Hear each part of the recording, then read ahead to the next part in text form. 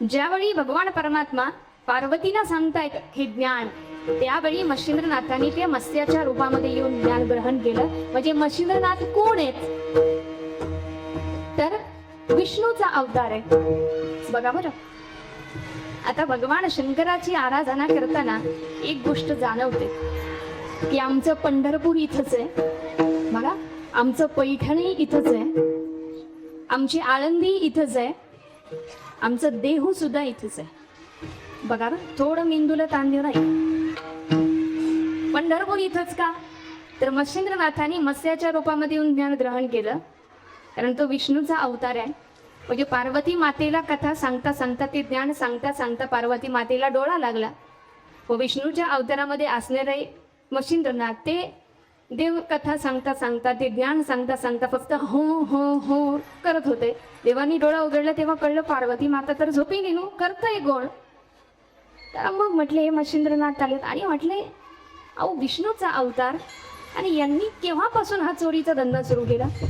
मध्ये म्हटले नाही नाही नाही, चोरी म्हणून हे ऐकलेलं नाहीये. ते कसं ऐकलं? ते देवानं सांगितलेलं ज्ञान वाया जाऊ नये म्हणून ते त्यांनी ग्रहण केलं. आणि मग मच्छिंद्रनाथांनी ते पुढे कोणाला दिलं? गोरक्षनाथांना. गोरक्षनाथांनी गैनीनाथांना. आता गोरक्षनाथ म्हटलं की पुन्हा महादेवाचा अवतार, बरोबर ना? मच्छिंद्रनाथ विष्णूचा अवतार, इकडं महादेवाचा. मग काय द्यावे त्यासी भावे उतराई, ठेविता हा पायी जीव थोडा. इतके त्या संतांचे आमच्या उपकार आहेत. म्हणून आपला विषय होता ज्ञान देवे रचिला बाया. ते ज्ञानोबरायांनी तुमच्या आमच्या सर्वांच्या समोर ते ज्ञान प्रकट केलं. आणि म्हणून ती भगवद्गीता आम्हाला समजत नाही म्हणून साध्या सोप्या शब्दांमध्ये ओली महावैष्णव दादावरांची एक एक ओवी जगण्याला नवी दिशा देत असते, आम्हाला जाणीवांच्या पातळ्यांवर समृद्ध करत असते. सांगायचं आहे की आज भगवान शंकराची, शिवाची आराधना आपण करतोय. आजच्या निमित्ताने एक गोष्ट आवर्जून सांगावीशी वाटेल की भगवान शंकर हे इतकं भोळं भाबडं दैवत. म्हणजे सुरुवातीला म्हटलं की भोळ्यांचा चक्रवर्ती, सामान्य भोळं नाही. आणि ते सामान्य देव नाही, ते काय? महादेव. भोळ्यांचा चक्रवर्ती असं का? चक्रवर्ती हे साम्राज्य कसं होतं जुन्या काळातली ती संकल्पना.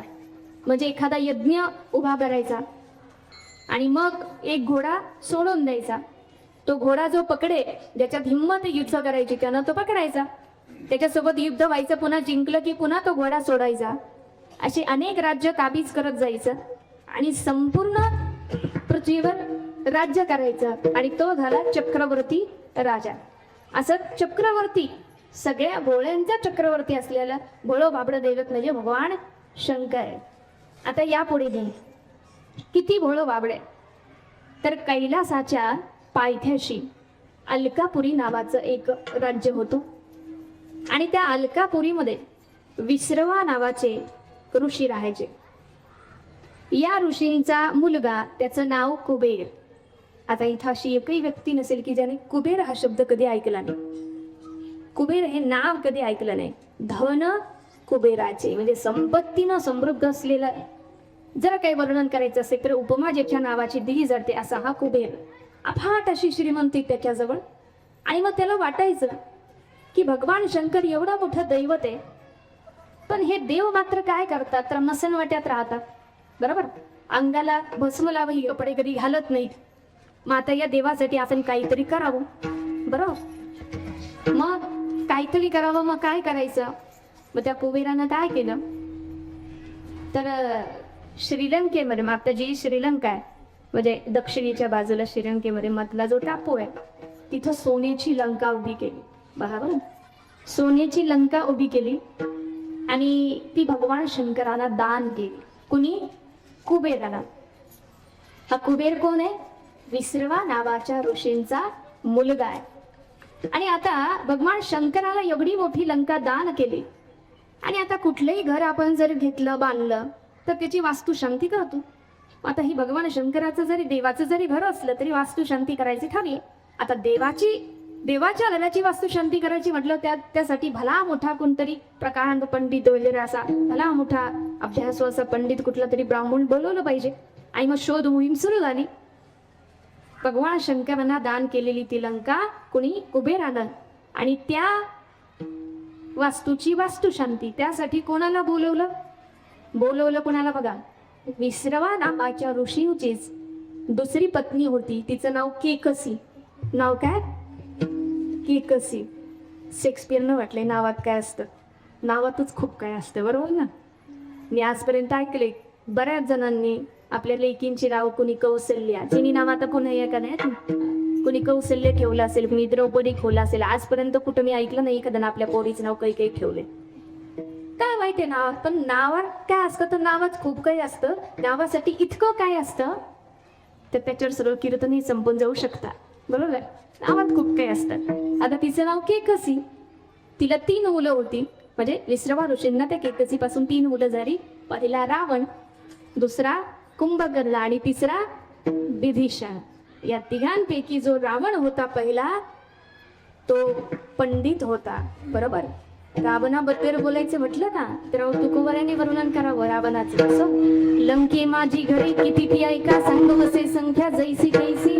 5 लक्ष घरे पाषाणांची जेथे, 7 लक्ष तेथे विटे बंदी. कोटी घरे जेथे काशाणी तांब्यांची, शुद्ध कांचनांची सप्तकोटी. तुका म्हणे ज्याची संपदा एवढी, ते 30 कोटी देवांना बंदिस्त करावं एवढं सामर्थ्य रावणाचं होतं. रावणाबद्दल बोलायचं म्हटलं तर आजही अशी काही ठिकाण आहेत जिथं लोक रावणाची पूजा करतात. अयोध्येजवळचा काही भाग आहे, श्रीलंकेमधला काही भाग आहे, तमिळनाडू मधला काही भाग आहे जिथं लोक रावणाची पूजा करतात. का? त्यांच्या मते रावण हा सर्वात मोठा विरोधी भक्त होता. म्हणजे रागानं का होईना, तिरस्कारानं का होईना देवाचं नाव घ्यायचा, म्हणून तो मोठा भक्त, म्हणून त्याची पूजा. आता विरोधी भक्त ही संकल्पना सांगायला आपल्याकडे वेळ नाही, पण आपल्या लक्षात आला असेल. सांगायचं तात्पर्य हे की त्या रावणाला बोलवलं कशासाठी? दृष्टांकात आपल्या या पुन्हा वास्तू शांतीसाठी. कुबेरानं जी घर, जी लंका सोन्याची दान केली, कोणाला? भगवान शंकरांना त्या वास्तूची पूजा करण्यासाठी बोलवलं. कोणाला? रावणाला. वास्तू शांती झाली. भगवान शंकर महादेव इतकं भोळं भाबडं दैवत आहे की ब्राह्मणांना दान करणं हे फार पुण्याचं काम आहे, बरोबर ना. कीर्तन सुरू होतानाच मी ब्राह्मणांना दान करणं किती पुण्याचं याचा उल्लेख केला. इतकं पुण्याचं काम आहे. आणि मग भगवान शंकरांनी त्या पंडिताला, त्या रावणाला, त्या ब्राह्मणाला वास्तुशांती करणारे विचारलं की एवढं छान काम तुम्ही केलं तर मी आता तुम्हाला काय देऊ. मग रावणाला विचारलं तुम्ही काय देणार. म्हणजे तू मागाल ते मी द्यायला तयार आहे, तू मागशील ते मी द्यायला तयार आहे. तुम्ही एवढं मोठं काम माझं केलंय, तुम्ही मागाल ते मी द्यायला तयार आहे. मग रावणानं काय मागावं? तेच असेल तर म्हणे ही लंकाच का देऊन टाकत ही. बाकीच्यांना हळूहळू जाता जाता कळेल. तात्पर्य काय?